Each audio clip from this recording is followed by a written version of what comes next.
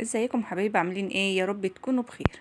محتاره في الغدا بقى وما عندكيش غير ربع كيلو مفروم بس وتقولي هعمل بيه ايه؟ لا ولا يهمك، ده احنا هنعمل بيه اكله عظمه ملوكي كده، هتشبع الولاد. وبصوا هتعجبهم وطعمها حلو ومغذيه كمان. وبصوا يعني كل المميزات الحلوه فيها. هنبدأ كده معايا هنا هو بصلاية كده متوسطة وواحدة طماطم بس تكون جامدة مش طرية. وبقطعها كده وبشيل القلب بتاعها او المية دي عشان مش عايزة سوائل هنا في الوصفة بتاعتنا. والبصلة قطعتها كده قطع وهاخدهم دلوقتي واحطهم في الكبة وافرمهم. ممكن هنا تستغني عن خطوة الكبة دي خالص والبصلية تبشريها على المبشرة وتعصري هي والطماطم وتعصري المية بتاعتهم وتاخدي التفل بس، يعني ممكن تستغني خالص عن الخطوة دي. انا هنا فرمتهم شوية كده في الكبة وبعدين حطيت عليهم اللحمة المفرومة عشان عايزة ان انا انعمهم كمان شوية. وفرمتهم كده شوية حلوين، لكن انت ممكن تستغني خالص عن الخطوة دي وهتكون اسهل كمان. بعد كده هنا بس التليفون كان فاصل، انا حطيت 3 معالق بقسماط ورشة ملح ورشة فلفل اسود ونص معلقة من بهارات الكفتة اللي هي الجاهزة. وبدأت ان انا اعجنهم كده في بعض، عايزة اعجنهم كويس قوي. يعني اكنك بتعملي كفتة كده مشوية. هنا لقيت العجينة لسه في ايديا كده طرية، زودت هنا معلقة بقسماط ونص معلقة نشا، وكنت حاطة في الاول نص معلقة نشا يعني معلقة ونص نشا. وحوالي 3 4 معالق بقسماط. عايزة الخليط ده بتاع الكفتة يكون متماسك. ولو عندك بقدونس حطي شوية من البقدونس المفروم، بيدي طعم حلو برضو للكفتة، بس انا ما كانش موجود عندي. واعجنيها بقى كويس قوي عشان العجن ده هو اللي كمان بيخلي الكفتة تكون متماسكة معاكي وما تفكش منك. تمام كده معايا زي الفل. هغسل بقى كده ايديا وهاجي اصبحها او اشكلها على طول. بمسح ايديا مسحة من المية وبروح اخد كده قطع من العجينة اعملها ادمجها كده بين ايديا تاني. واكورها كده كور صغيرة قد الليمونة الصغيرة. انا عايزة هنا الكور صغيرة مش كور كبيرة. وممكن تصغري عن كده كمان، بس الحجم ده كده متوسط كده وحلو. كوريها بصوا بتتكور معايا بكل سهولة، والعجينة بصوا حلوة جدا معايا. شايفين عملت كمية قد ايه؟ الطبق كده مليان ولسه فيه في الطبق كمان معايا. شايفين ربع كيلو مفروم عمل معايا كمية حلوة قوي من الكفتة بتاعتنا. بعد كده هجيب طاسة او صينية او حلة او ووك او اي حاجة موجودة عندك، احط فيها كده نص معلقة من السمنة كده البلدي او معلقة زيت حلوة. وهنزل بالكفتة هنا بتاعتي. ما تحطيش كمية الكفتة كلها، شوية بشوية كده عشان تاخدي بالك منهم وهم بيتحمروا. عشان ايه؟ تعرفي تقلبيها كلها ما تتحرقش منك. النار بتبقى عالية في الاول لغاية كده الصينية ما تسخن والكفتة تبدأ تتشمع وتاخد لون. بعد كده بهدي النار شوية وبفضل اقلب بقى في الكفتة كده، عايزاها تتحمر من كل الجوانب تتشمع وتاخد اللون الجميل ده. وفي نفس الوقت هتكون كمان يعني استوت معايا كده نص تسوية. ايدك فيها كده على طول. عشان كده بقولك ما تحطيش كمية كتير او ما تحطيش كمية الكفتة كلها. وقلبي بقى فيها كده لغاية ما كلها تتشمع وتاخد اللون الجميل اللي انتوا شايفينه ده. وهتكون كمان دخلت كده في نص تسوية. ببدأ اشيلها، اللي بلاقيها خلاص ان هي اتحمرت كده معايا بشيلها لغاية ما اطلعهم كلهم. وبعدين هحط باقي الكمية التانية من الكفتة. نفس النظام وهحمرهم نفس النظام. لو احتاجت سمنة حطي نص معلقة سمنة تاني.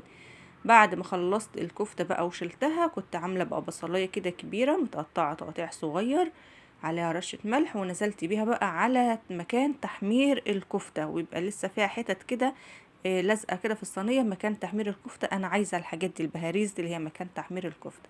حطيت ورقتين 3 كده من ورق اللوري. وهنا بحمر البصلايه.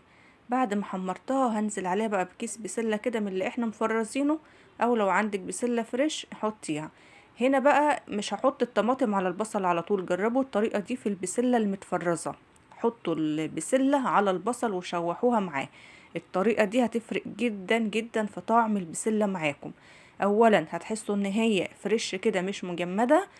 ثانيا مش بتاخد وقت في التسوية.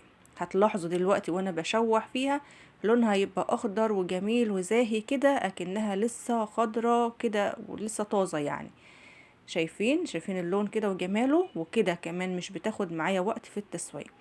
في المرحلة دي انت ممكن تعملي بقى اي خضار، ممكن تضيفي خضار مشكل، ممكن تضيفي تعملي بطاطس بس، بكوسة، باي خضار انتوا بتحبوه او موجود عندك، ما توقفيش نفسك يعني. بعد ما شوحتها كده 5 دقايق نزلت عليها بعصير الطماطم ورشة من الفلفل الاسود ورشة ملح. ولو الطماطم بقى لونها فاتح عندك او شوية زودي معلقة صلصة ونص معلقة كده من السكر عشان تعادل الحموضة. وهغطي عليها كده واسيبها تاخد غلوتين 3 لما تتسبك الطماطم. بصوا بقى هنا اتسبكت معايا الطماطم وبقى لونها جميل وقمر ازاي. هروح نازلة عليها كده بكوباية من المية وهغطي عليها وهدي النار. هنا كمان بحط كده بصوا قرن فلفل حامي بفتحه كده نصين وبسقطه بقى كده فيها. الله بقى على الجمال والنكهة والطعم اللي بيعمله قرن الفلفل الحامي ده.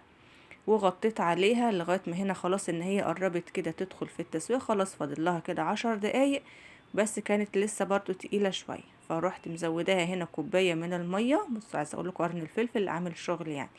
وبعدين نزلت بالكفتة بتاعتي في اخر 10 دقايق لما يكون خلاص فاضل لها 10 دقايق.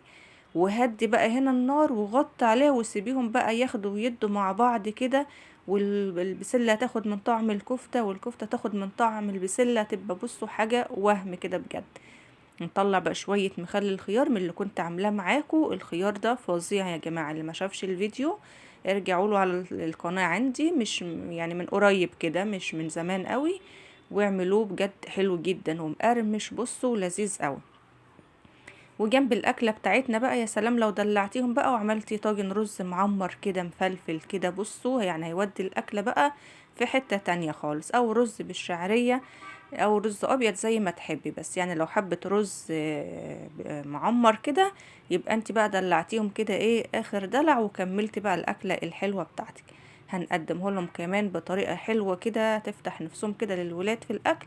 الايام دي ايام كده امتحانات وبيرجعوا بقى جعانين وعايزين حاجه تشبعهم. من ربع مفروم بقى عملنا بيه بصوا اكله كامله متكامله، وجبه غدا مشبعه ومغذيه وفيها الخضار وفيها البروتين وكمان عاملين الرز. يعني وجبة أكل يعني غدا مشبعة جدا. بصوا هنا بقى شكل البسلة وجمالها. وعايزة أقول لكم مليانة بالكفتة، مليانة يعني بصوا الصينية كلها مليانة كده قطع من الكفتة. كمان ده انتوا ممكن تقللوا حجم الكور اقل من كده بحيث تبقى قد الخضار يعني، لكن هو الحجم ده كده معقول عشان تبقى باينه كده في الاكل يعني. كنت عامله الفكره دي معاكم من 2 3 كده، كان ببطاطس بس مكعبات بطاطس، وكنا عاملينها في صينيه كمان ودخلناها الفرن. زي ما قلت لك تقدري تعملي الخضار اللي انت عايزاه او اللي موجود عندك او اللي ولادك بيحبوه، اي نوع خضار. انا عطيتك كده الفكره وانت تدخليها في اي نوع خضار، بس اهم حاجة تظبطي الكفتة معاكي وتكون كده متماسكة وحلوة عشان ما تفكش منك في الطبيخ. اللي انا عاملاها دي لو قعدت معاكي لتاني يوم مش هتفك ولا هيجرى لها اي حاجة بجد. شوية خضار بالكفتة طعمهم رهيب يعني. بصي هتدعيلي كده عليهم. يبقى وجبة غدا اقتصادية وعلى قد ايدينا وبربع مفروم، وعملنا وجبة غدا مشبعة ومغذية ولذيذة وشيك وقمر زي ما انتوا شايفينها كده. لو وصلتوا معايا لغاية هنا ما تبخلوش عليا باللايك.